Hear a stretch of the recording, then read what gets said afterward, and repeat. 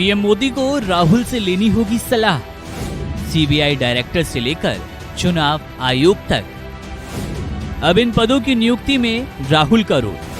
4 जून को लोकसभा चुनाव के परिणाम आने के बाद ये तय हो गया कि देश में एक बार फिर एनडीए सरकार बनाने जा रही है। लेकिन विपक्षी गठबंधन इंडिया की एकजुटता यहां पर काम आई। इंडिया गठबंधन ने 233 सीटें लाने में कामयाबी हासिल की। कांग्रेस सांसद राहुल गांधी लोकसभा में नेता प्रतिपक्ष होंगे। कांग्रेस अध्यक्ष मल्लिकार्जुन खड़गे के घर मंगलवार को इंडिया ब्लॉक की बैठक में ये फैसला लिया गया। इस फैसले को लेकर प्रोटेम स्पीकर भर्तृहरि मेहताब को पत्र लिखकर जानकारी दी गई। गांधी परिवार को तीसरी बार ये पद मिला है। गांधी परिवार से सोनिया गांधी विपक्ष की नेता रह चुकी हैं। सोनिया गांधी के अलावा राजीव गांधी भी इस पद को संभाल चुके हैं। अब ऐसे में सवाल बनता है कि आखिर राहुल गांधी के नेता प्रतिपक्ष बनने के बाद विपक्ष की मजबूती कितनी बढ़ती है।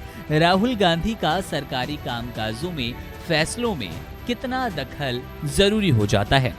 बता दें कि लोकसभा और राज्यसभा में विपक्ष के नेताओं को वर्ष 1977 में वैधानिक मान्यता दी गई थी। विपक्ष के नेता के पद का उल्लेख संविधान में नहीं बल्कि संसदीय संविधि में है। राहुल गांधी की संवैधानिक पदों की नियुक्ति में अब भूमिका रहेगी। नेता प्रतिपक्ष के रूप में राहुल गांधी लोकपाल, सीबीआई डायरेक्टर, मुख्य चुनाव आयुक्त, केंद्रीय सतर्कता आयुक्त, केंद्रीय सूचना आयुक्त, एनएचआरसी प्रमुख के चयन से संबंधित कमेटियों के सदस्य होंगे और इनकी नियुक्ति में नेता विपक्ष का रोल रहेगा। वे इन पैनल के बतौर सदस्य शामिल होंगे।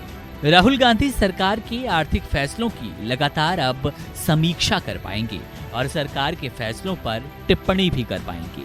वे लोक लेखा कमेटी के प्रमुख बन जाएंगे। इसके अलावा जो सरकार के सारे खर्चों की जांच करती है वहां भी उनकी नजर रहेगी और उनकी समीक्षा करने के बाद राहुल गांधी टिप्पणी कर सकते हैं।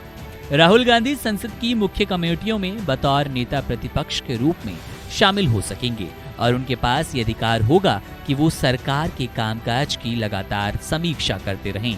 अब आपको एक बार फिर सिलसिलेवार ढंग से बताते हैं, कुछ बिंदुओं से बताते हैं कि राहुल गांधी की शक्तियां, अधिकार और क्या जिम्मेदारियां अब शुरू होने वाली हैं।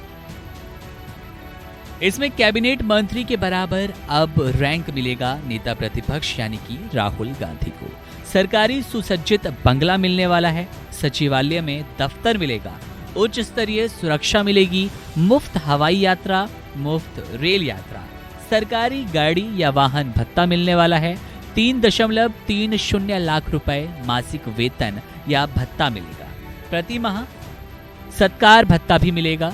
देश के भीतर प्रत्येक वर्ष के दौरान 48 से ज्यादा यात्राओं का भी भत्ता मिलेगा। टेलीफोन, सचिवीय सहायता और चिकित्सीय सुविधाएं भी अब मिलने वाली है नेता प्रतिपक्ष संसद के यानी कि राहुल गांधी इंडिया ब्लॉक की ओर से।